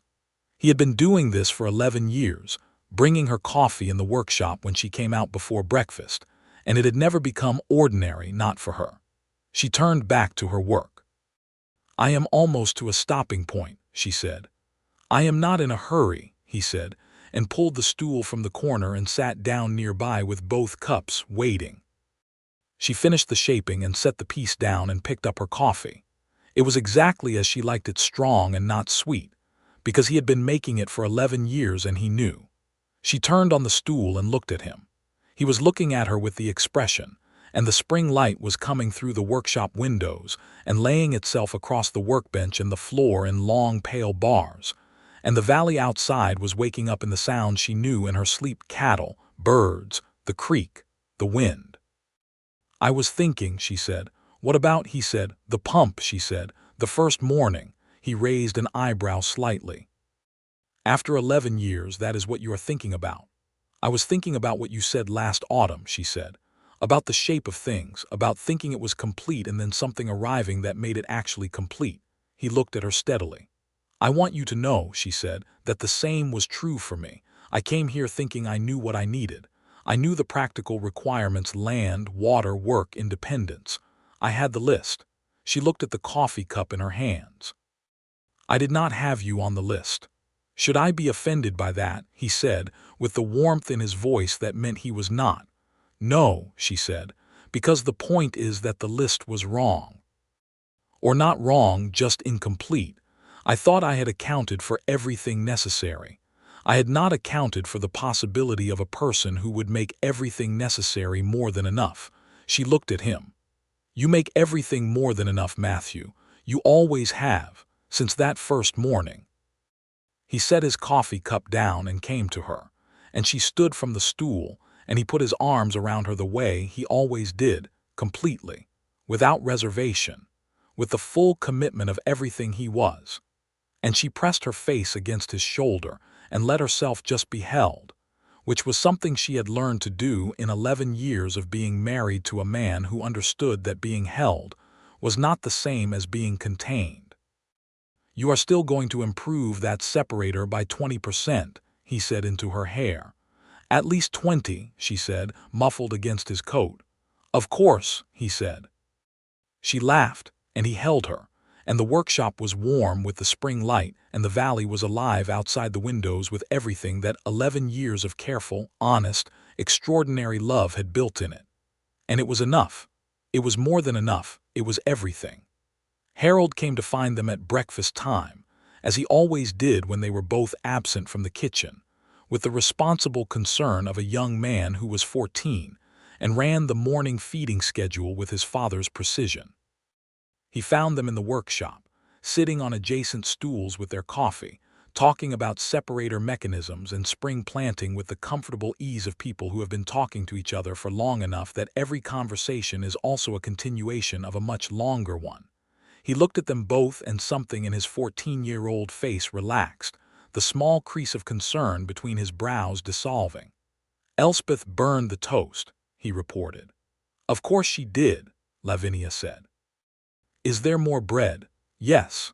"Then everything is fine," she said, and stood from the stool and put her hand on her son's shoulder as she walked past him toward the door. "Come on. Let us rescue breakfast before your sister makes things worse." Harold followed her, and Matthew followed Harold, and the 3 of them walked from the workshop across the yard of Ironwood Ranch in the April morning light, past the equipment barn, where the sound of Deke Calloway's cheerful voice could already be heard, past the paddock, where the horses were moving in their unhurried morning way, past the vegetable garden that was beginning to show the first brave green of the earliest spring plants, toward the house where Elspeth was undoubtedly continuing to cook with tremendous confidence and mixed results, and where Edmund was probably drawing the smoke rising from the chimney in his small, deliberate hand.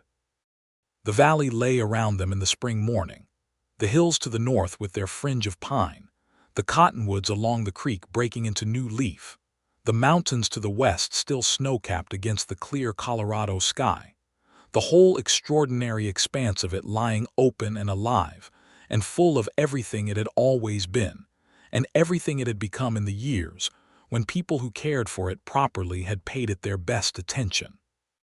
Lavinia paused at the porch steps for a moment and looked at it, all of it, the full sweep of it, the way she had been doing since the first morning, because it still required looking at, still required the acknowledgement of what it was. Matthew stopped beside her. He had his hat on now, the gray one that had been fading toward its final color for 11 years and had arrived at something that suited him perfectly, and he stood beside her and looked at the valley with the same attention she was giving it, two people who had learned to see the same things in the same way, which was perhaps the truest definition of what they were to each other. "Elspeth is going to burn the eggs next," she said. "Probably," he agreed. She looked at him sideways. He looked at her sideways. The morning light was on both their faces, the same light they had been standing in together for 11 Aprils now, and there was nothing in it that needed saying, and nothing that needed to be different.